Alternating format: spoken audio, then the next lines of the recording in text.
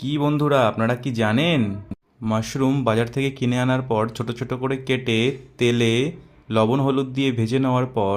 একটা আলু ছোট ছোট করে কেটে নিয়ে সেম প্রসেসে লবণ হলুদ দিয়ে ভেজে নেওয়ার পর মিক্সির ছোট জারটায় পেঁয়াজ টমেটো আদা রসুন ভালো করে পেস্ট করে সেই একই তেলে এলাচ দারচিনি আর গোটা জিরে আর মশলাটা দিয়ে তার মধ্যে হলুদ জিরে গুঁড়ো ধনে গুঁড়ো আর 2 চামচ লাল লঙ্কার গুঁড়ো দিয়ে ভালো করে নাড়িয়ে চাড়িয়ে কষিয়ে নেওয়ার পর ভেজে রাখা মাশরুম আর আলুটা দিয়ে 5 মিনিট কষিয়ে নিয়ে তার মধ্যে হাফ গ্লাস জল দিয়ে আরও 10 মিনিট ঢেকে রেখে দেওয়ার পর তার মধ্যে একটু ঘি